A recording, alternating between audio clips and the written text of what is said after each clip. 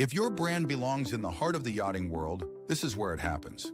Yachting International Radio reaches over 1 million yachting professionals and enthusiasts every month, with 77 million impressions, 220,000 social followers, and 74,000 podcast subscribers. Our hosts are insiders, crew, captains, CEOs, trusted voices shaping the industry. This is targeted, high-impact advertising in a luxury niche. Visit yachtinginternationalradio.com/advertise. Your audience is already listening. Top of the morning, afternoon, or evening, folks. Captain Liam here, Muddy and Bridled. I'm blessed today. This is an exciting way to spend a day, having a conversation with Kelli and Sarah from Above Deck Podcast. How are you two both? Great. Thanks for having us. Yeah, thank you. We're excited about this. And starting with you, Kelli, whereabouts are you at the moment? I am in Columbus, Ohio. It's about 30 degrees. And it's 30 degrees, but the snow has all melted, so that's a good thing. Okay. And what about you, Sarah? Whereabouts are you? I'm in Charleston, South Carolina. Oh, heaven. That's a little bit of paradise, isn't it? It is very hot in the summer, but otherwise pretty great place to live. Yeah, well, I'm a typical yacht gypsy here. I'm always on the move, you know? Yeah, you're originally from Byron Bay, right? Yes, yeah. That's one of my favorite towns anywhere. Oh, it's special. Yeah, it's very special. Yeah, I'm from the ocean in a sense that in Byron Bay is where the north and south currents of Australia meet. So at different times of the year, you get different upwellings, which basically means different species of fish.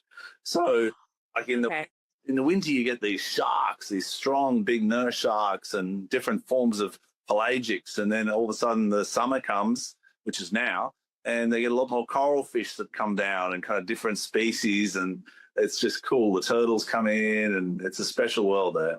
That is so cool. So cool. That's the first place I think I ever saw clownfish was diving there.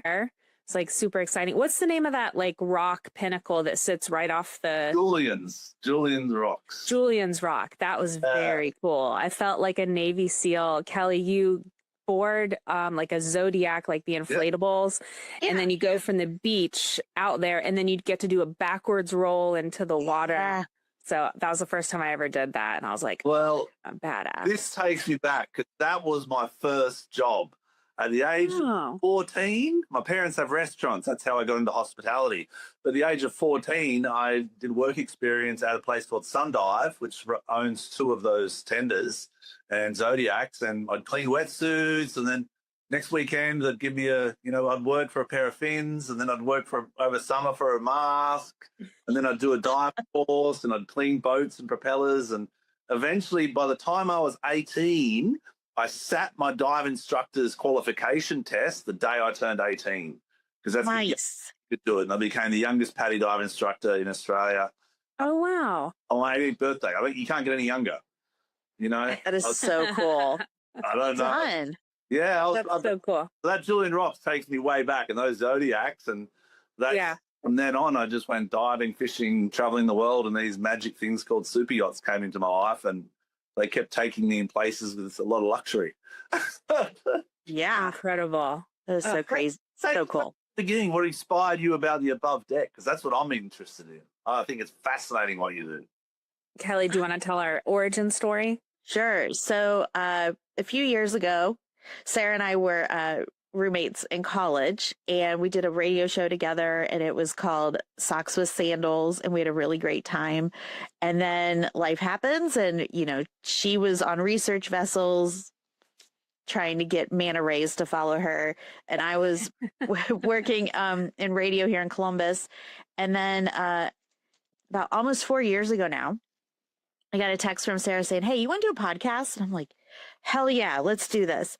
What are we going to do it about?" And she said, "How about a TV show from Bravo?" I said, "Great. Which one?" And she said, "Below Deck." And I thought that was perfect for multiple reasons. One, the season was getting ready to start for Sailing Out. But 2, Sarah's background in marine biology just gave us that extra edge on knowing a little bit more about what's going on and like the areas they're going to be in and stuff. So we had I love that we have that little spin on our show. But yeah, and 250 episodes later and almost 4 years, here we are. Well, you're shining. You're both radiating, and I watch them. I listen to them, and I see the kind of the different Bravo events that happen, and I'm like, it's an exciting world.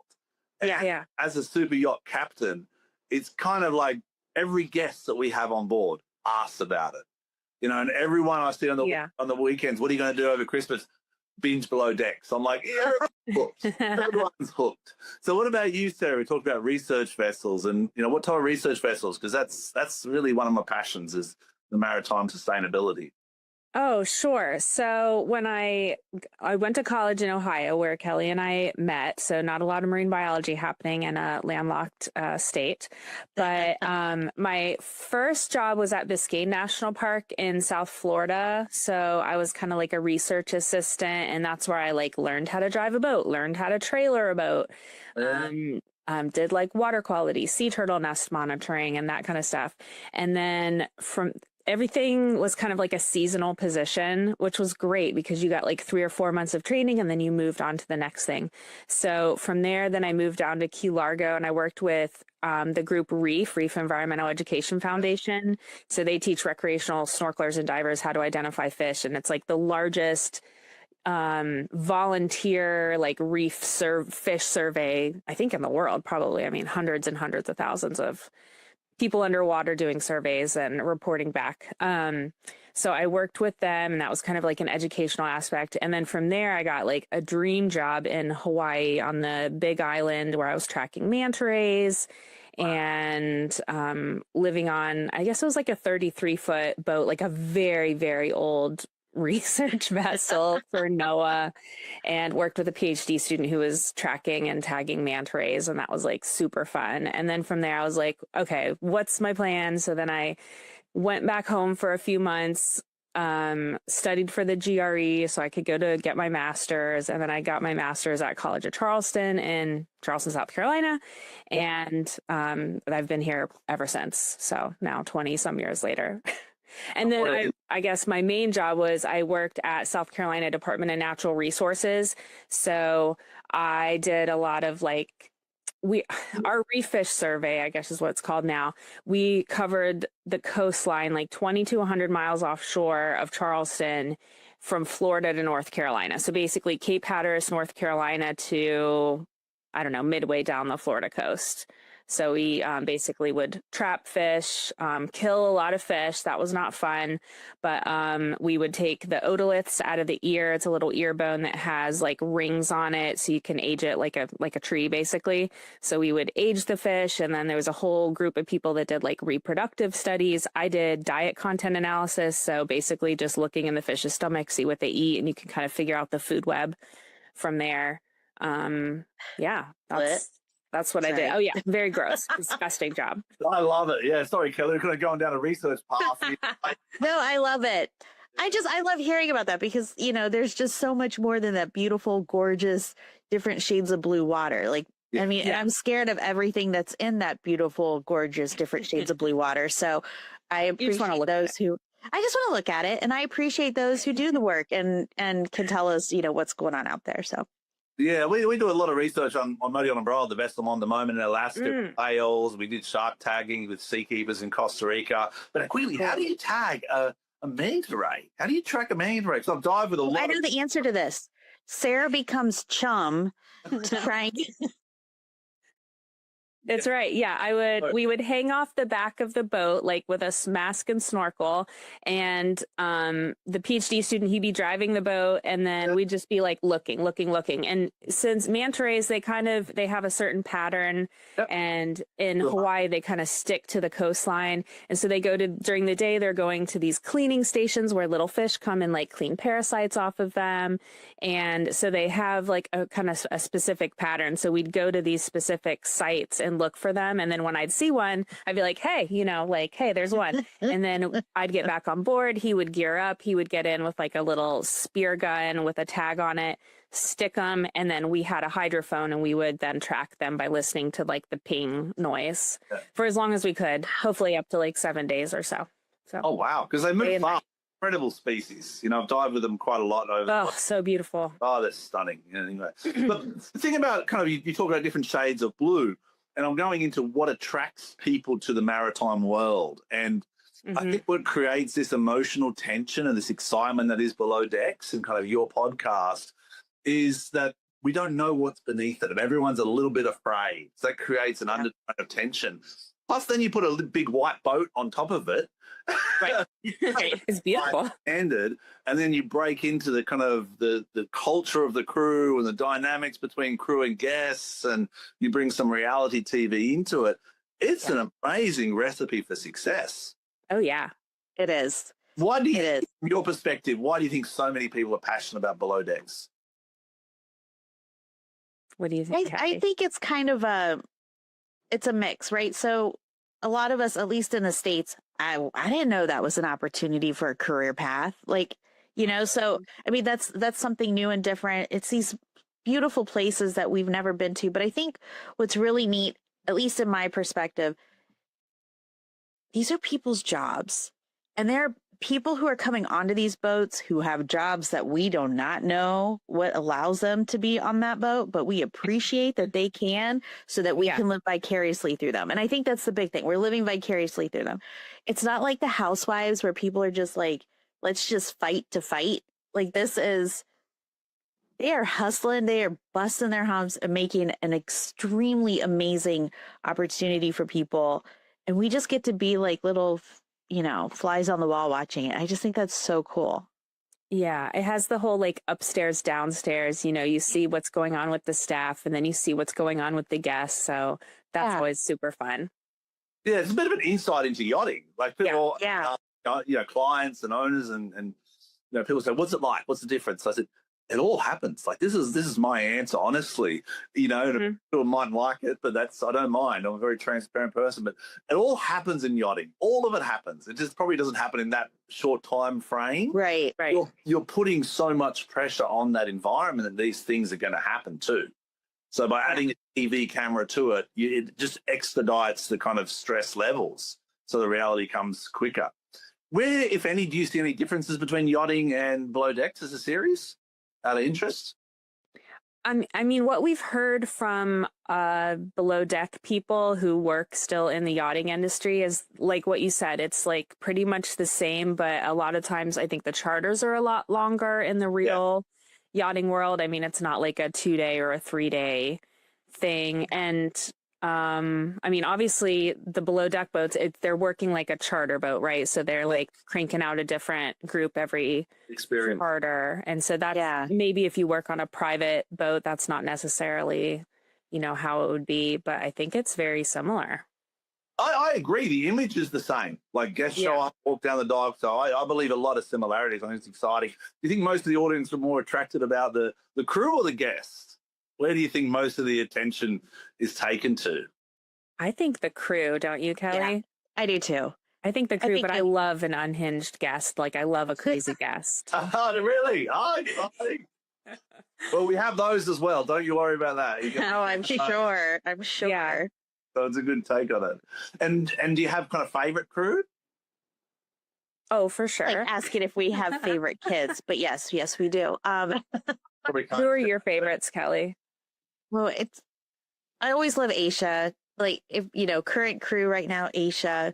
I do love a good chef. I mean, Chef Cloyce he's a friend of the show, and he's super fun. We spent a lot of time with him at BravoCon, and that was a lot of fun.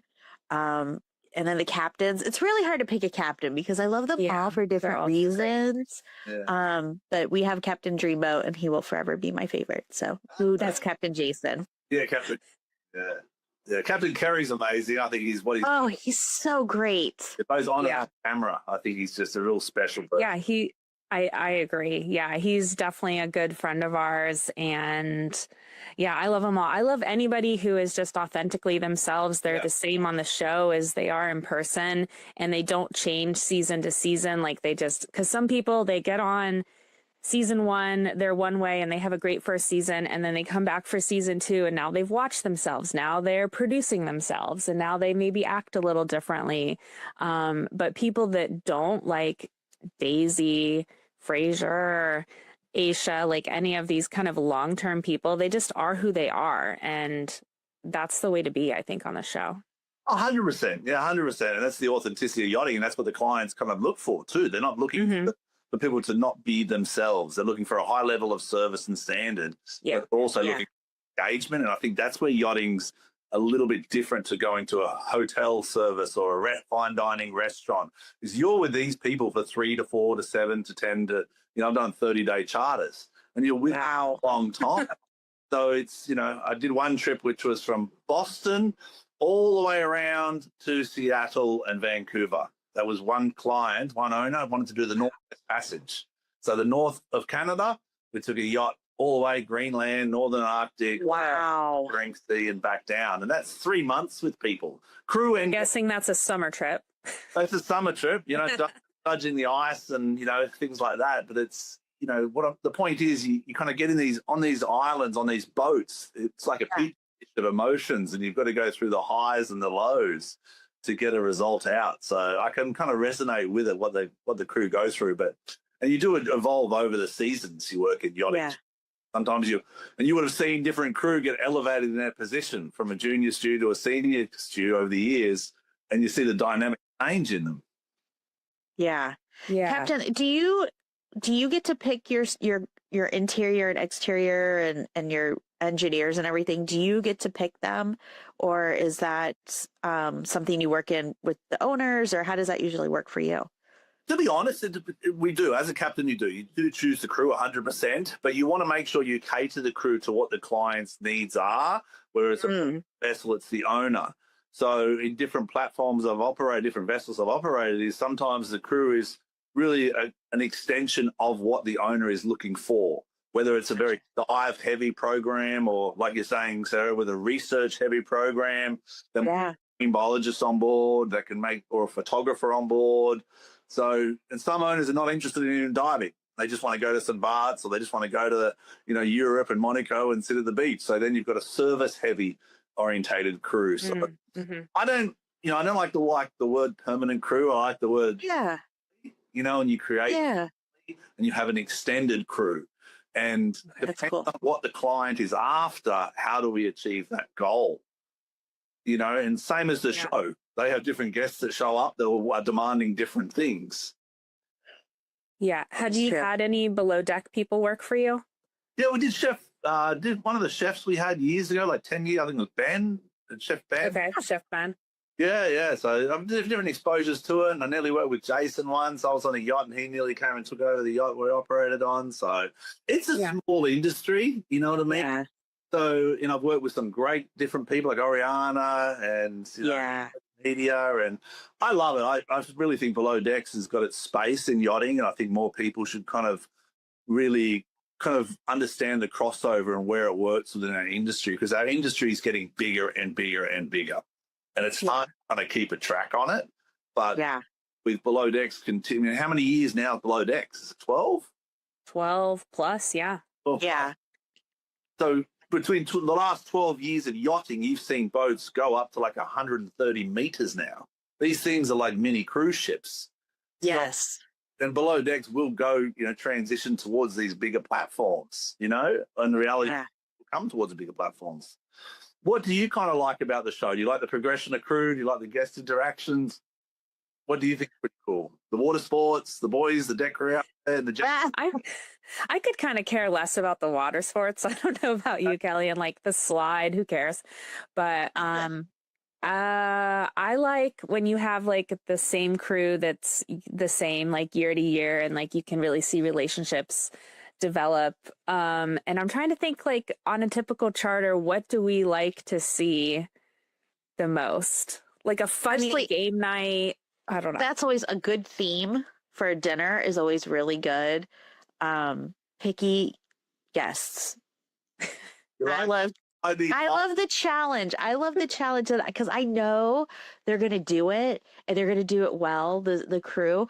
But what I like to see is like, how petty are these people? Like, are they going to be like, this was amazing, or be like, there was a fleck of something in there? Like, I don't, so it's just, maybe that's just me being a brat, but I don't know. And the back, or they complain about the food, or they say something, but the effort that the chef and the stews have gone to, and then you hear their story behind the scenes. And you just kind of But that's the reality as well in yachting. You know, I'm here to breach that barrier. It's the same thing doesn't happen. These are very difficult clients, a lot of them. Well, they're not difficult. They demand a certain amount of standard, and that's fair. That's one. Yeah, they're paying a lot of money. Paying a lot of money to have an experience for a week, and there's perfection. There's nothing else but perfection. You know, we have this saying on the yacht I usually run, and I say, you know, it never rains on the rich because the crew hold the umbrella. Yeah, that's so true. The crew have to solve every single issue, and that's kind of the point of it. You know, we're there to protect the clients, to give them the best experience they can have. Have you ever had a problem that has just been like, I can't believe we did that. We fixed it. Oh, what's like been your biggest one? Most trips, there's always something. For me, probably the hardest one that comes to mind is probably underwater, where a client wants to see a certain thing or catch a certain fish. Oh, no. Specific demand. Like I was in Panama and the client wanted to see a monkey, you know, but they didn't want to engage too much in the experience of getting to the monkey. Bring the monkey to me. Yes. Dance, monkey, dance. Exactly. So that was my saying. One of the famous, I'm like, I want to see a monkey. I want to see a monkey. We had a helicopter on board. So we're like, let's try and look for some monkeys. And well, so the amount of time I invested in seeing this monkey from the back deck of the yacht as she was having breakfast was just like hours and days and planning and figuring out where the monkey was and the tree the monkeys are in and speaking to the locals. And then I get it. It's in Panama on the beach on a canal just north of the Panama Canal. On the Atlantic side, there's this little river. It's a hard river to get into navigation-wise. And so I'm in the river, and I'm just waiting and waiting and waiting for her to get up. And I can see the monkeys about have to drift the yacht back, you know, without scaring the monkey, you know? Right. But then you've got to walk out and everyone's engaged. The whole crew's engaged. Don't make noise. Not scare the monkeys, people. And then the boat drifts back and then you walk over to the client and you say, good morning, ma'am, how are you? By the way, there's your monkey, you know, and here's your binoculars. And it gives me goosebumps today. That is so cool. But that's yachting. That's what we do it for. And that's what drives these crew and these captains is to give these experiences that are not real. Like, it's not real. You can't have your coffee monkey in a Panama. Like, it's not an easy thing to accomplish. Have you ever had to tell somebody no? What's that? Have you ever had to tell someone no for something that they've wanted? Yeah, like crew. Yeah. No, crew and guests. It's a big thing in yachting. You know, are we yes people? Are we no people? I think this comes down to one of my next questions about leadership as a captain and what that means to say no. My advice, and that's the way I look at things, is, you know, my grandfather once blessed me with good words saying, in my opinion. And that claim that kind of goes, look, I'm not saying no. I'm just telling you, in my opinion, stepping on an iceberg off a glacier in Alaska is not the best decision for your health and safety. But if you like that. But a lot of times they want to do it. So we have to take these steps, and we just... The best advice is not to say no, is saying, well, these are the next steps we need to take. Let's try and look for a suitable iceberg that's grounded so it's not going to tip over. And then the guest like, good idea, Cap. I'm like, I've got you, but let's just not just jump into any iceberg we see and dance on caviar and champagne. So that's where the no comes in. It's not, no, we can't do this. It's, in my opinion, let's try and find a more suitable solution to get you that result safely. Because I like that. As a captain, the number one thing that I'm employed to do is, you know, keep everyone on board safe. Yeah. Above that, for me personally, it's protect the marine environment, which is, as Sarah understands, and yourself as well, Kelly, it's a world that I'm so passionate about. And I think people can see manta rays and they can see sharks, they will love them. And if they see these turtles and see these clownfish or sea snakes, that fear of it is part of the excitement. And then, you know, you feed a bull shark and you're like, oh, it's not killing me, but I'm not going to do that again. Right. But you've met and worked alongside kind of, captains, and we talked about Captain Jason, Captain Kelli and Sandy and all these great captains in the industry. What do you look for in terms of leadership, and why are they such great leaders? You want to go ahead, Sarah? Sure. So, well, something that's always said about Captain Carey in particular, and I think it's really true of all of them, is they're firm but fair. And Captain Sandy, something I really respect about her is she really takes people under her wing. She sees something in people, like maybe they're a very green deckhand, but she's going to give them a chance to like come up to the bridge, to like drive the boat for a minute. And Malia, for example, from Below Deck Med, she was someone that came in very green, and Sandy gave her a chance and like just gave her a little glimmer of what your future could be if you stick it out in this industry, and just telling people, I believe in you, and like I'm going to give you a second chance, or maybe a third chance. I think all of the captains are super inspirational and great leaders in different ways. Yeah. I think what I like too about all of them is they understand that all of the crew are human, and that there will be times where they just start to crumble and break down, where like the stress or whatever starts to get to them, and they recognize that, and they encourage their crew to say, hey, if something's not feeling right, tell me, and we'll work through it together. And instead of just saying, suck it up and get out there, so, which I think is kind of, I appreciate that, because it's a new generation, I think, of leadership style. And, I think, we've been in situations where we've had guests on and they're like, I'm just having a really rough day. Before we even get started, we're like, hey, if you don't want to do this, it's, we will do whatever makes you comfortable. And I just think that kind of allows for conversations to continue happening, but it shows them that it's okay to be firm but fair.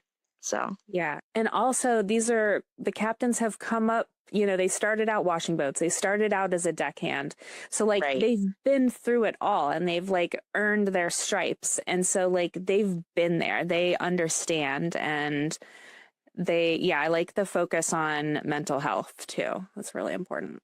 Well, it's big in the industry, and I'm doing this Check-In Tuesday now, which is a live thing on Instagram, which I've just picked up, and I don't know why I'm doing it, but it's like I've had people reach out having struggles in the industry and have nowhere really to go to, and I'm like, let's try and remind each other that once a week at least, put a hard, firm check-in with the people around you to make sure that, or how can you help, and it may just be time. You may need to allocate time for people, and that's in yachting. We don't, unfortunately, it sounds very ignorant, but we don't have a lot of it, because you see the hours these crew are working from 6 they're up. You see the live in their bed, they're up, and they walk outside, they put the uniform on, and then they go to work.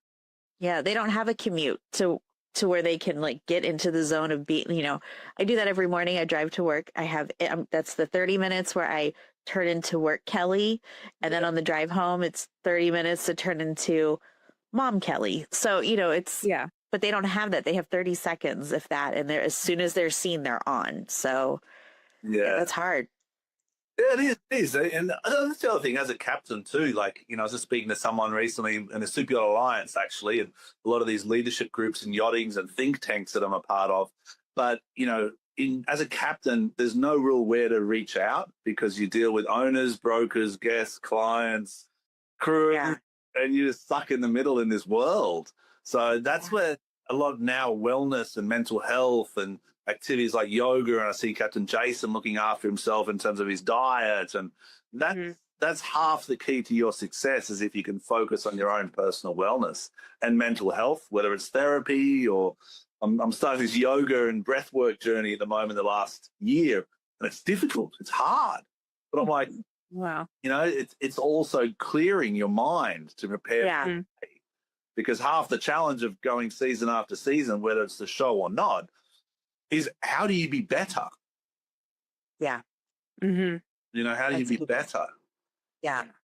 And you're looking for it. Everyone's looking for it. Everyone's looking for the same crew to come back, but they're also looking to be a little bit more engaging, or a little bit more, passionate, or, a little bit more interactive. So how do you be better? You have to focus on oneself, you know? Yeah, Yeah. absolutely. Yeah, definitely. Got to look out for number one. So what type of trends do you see in the kind of below decks that you might see in, yachting per se? Like, do you see the guests coming differently into more wellness activities, or because I haven't seen that yet too much on many shows? No, I No, don't see that. Yeah. no.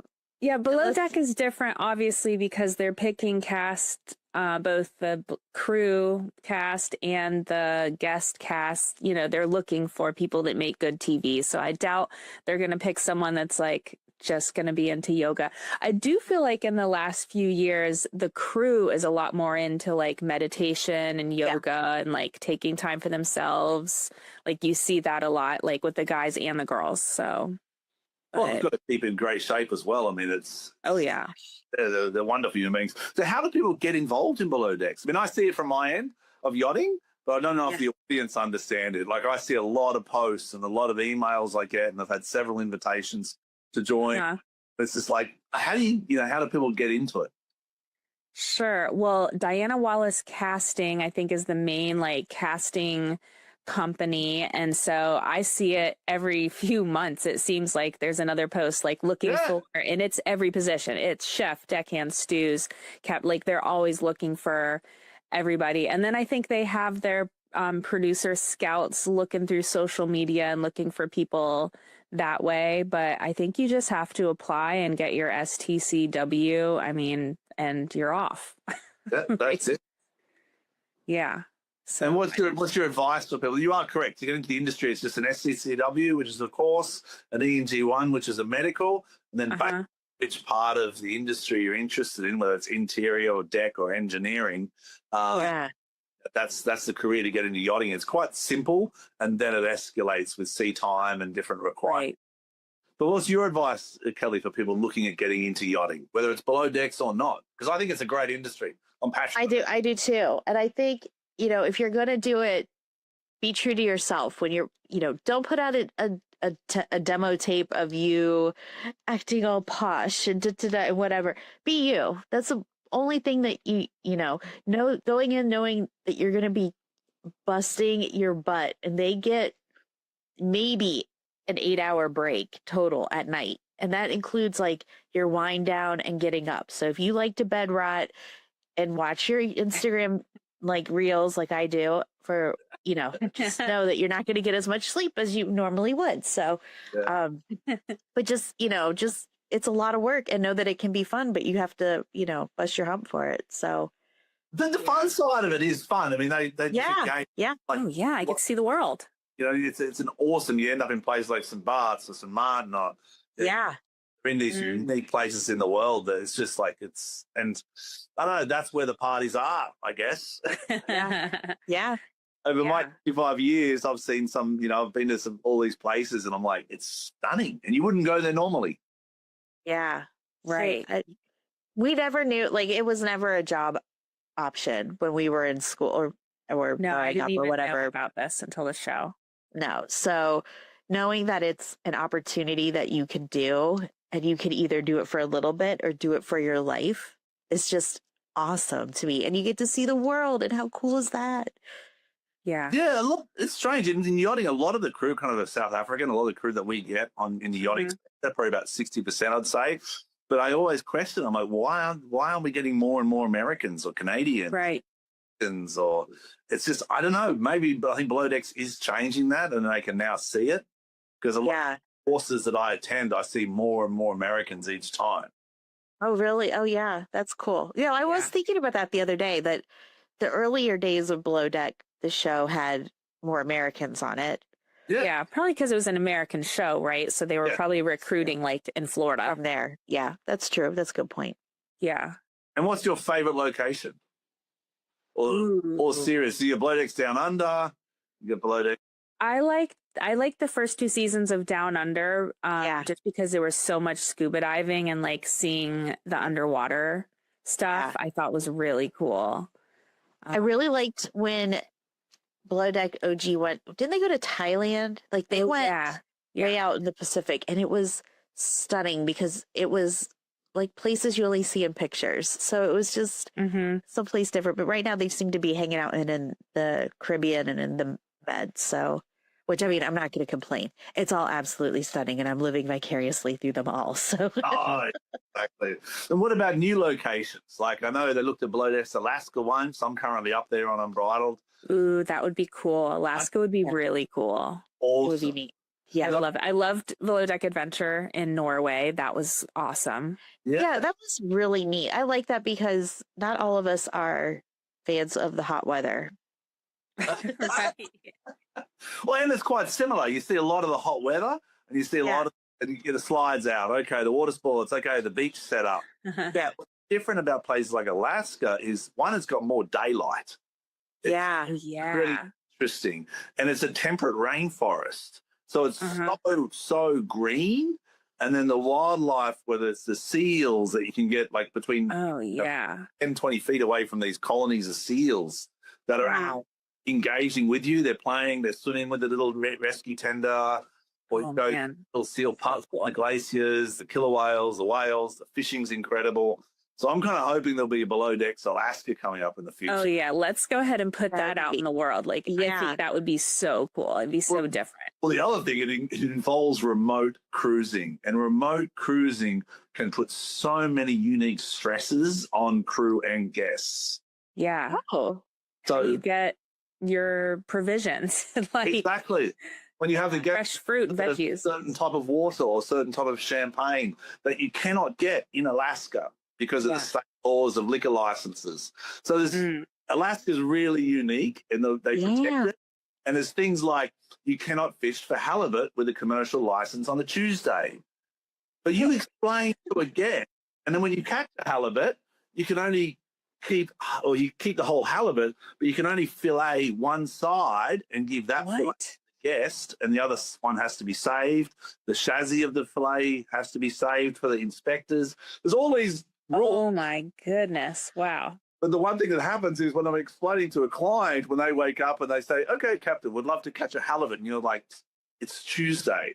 I said, in my opinion. My opinion, my humble opinion, let's go for another species, or that's where I think Alaska will get really exciting for Below Decks, is because there's something. And then you got the helicopters, you got the glaciers, you got the whales, you've got the local indigenous people there, which are just beautiful, and they really love kind of showing off their indigenous, traditions to people, whether it's salmon fishing or salmon candy, things like that. So, what about Hawaii? Does Hawaii have a big super yacht industry? Not really, because of the water conditions in terms of the swell. Okay. Not naturally big sheltered bays. So the idea of leaving, a bay and going for a cruise anchor or an overnight, and that's kind of what, once again, back to Alaska or the northern areas, it's all sheltered waters. It's all calm. It's all dead flat. So it's all inside the inside passage. Right. Okay. Yeah. Oh, that's so interesting. Interesting. Yeah. I'd love to see something like in the Patagonia area too. Like South America stuff. Yeah, that would be kind of cool. That'd be really cool. Yours. So hopefully there's some more exciting seasons coming up. Yeah, let's hope. People always pitch Charleston, but I don't think it would have enough to be that interesting. There's not really, there's a few little islands you could go to, but and the city's great.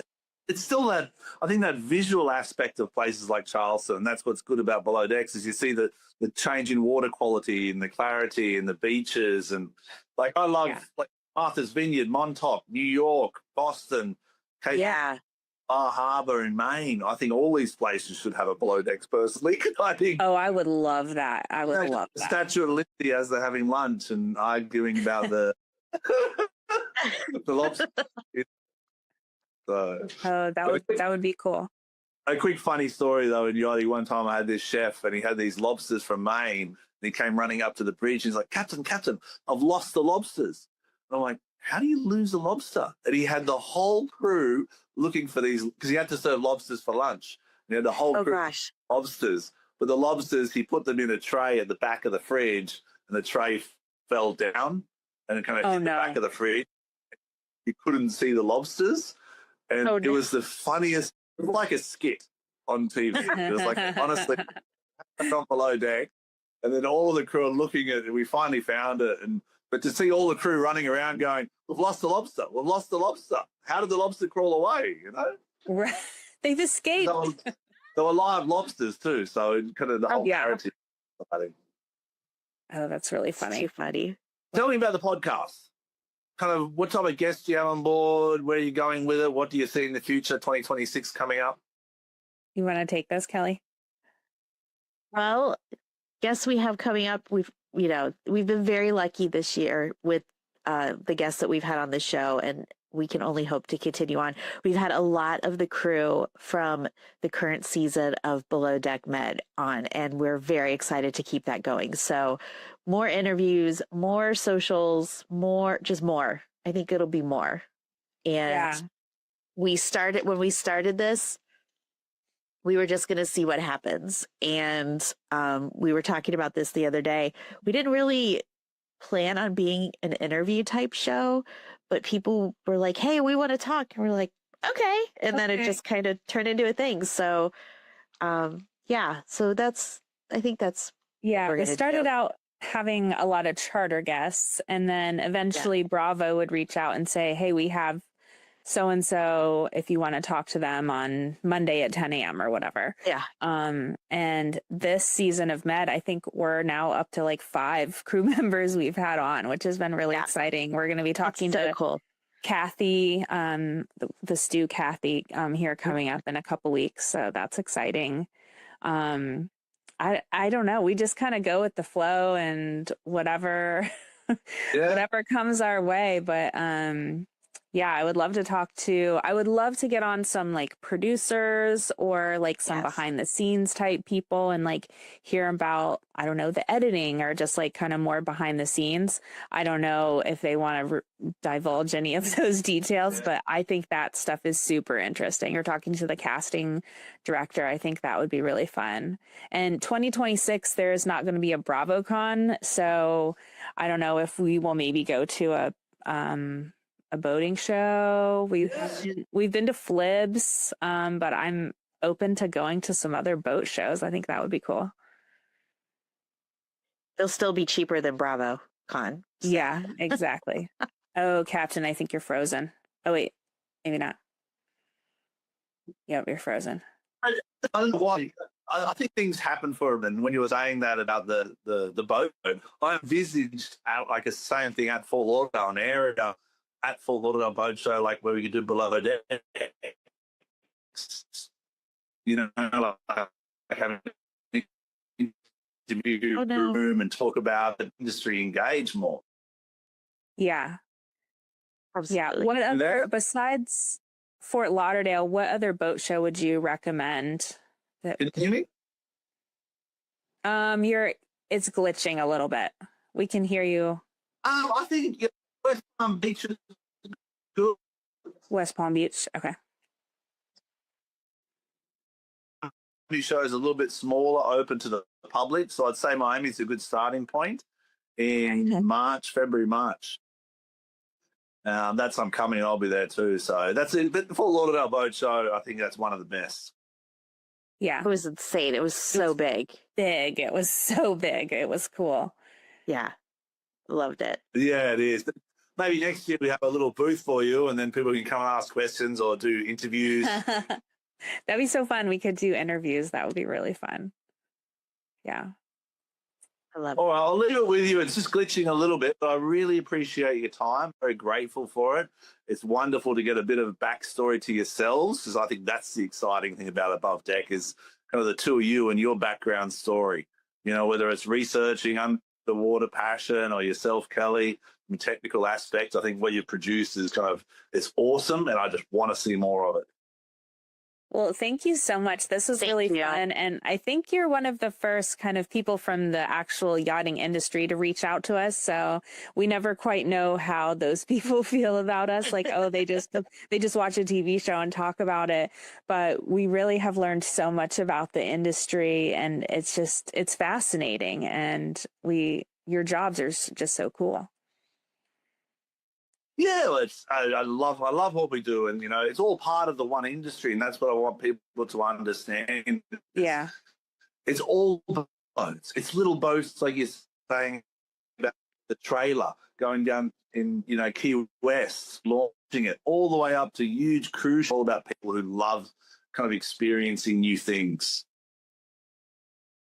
That's awesome. So cool. Well, I'm excited to dive more into your YouTube channel and like watch some of your interviews and learn more about Unbridled. Well, watch the whales. There's great pictures of whales too, and there's different projects on board we do, but you'll see the Unbridled in Alaska with the whales jumping, and that's what I'm kind of looking forward to getting back into the season. I love it. And how can people get a hold? Oh, sure. So our main social is Instagram at Above Deck Pod. And then you can search for Above Deck on any of the podcast platforms. We're part of Hurrdat Media, so that's where our YouTube videos are. And I'm a little bit into Threads and Twitter, but not really. Mainly Instagram. Well, even TikTok. I've got 2 children at 16 and 14, and they're trying to get me into TikTok. I'm like, I don't know about this. I don't know about this. It's too fast. But I do have an account. And my kids are helping me with it. So. Okay. Oh, good. You're going to be doing like TikTok dances before we know it. Well, maybe I want to do without seeing it on camera anyway. So you never know. Yeah. Well, thank you, Kelly. Thank you, Sarah. I really appreciate your time. Be safe, be blessed, and have a wonderful festive season.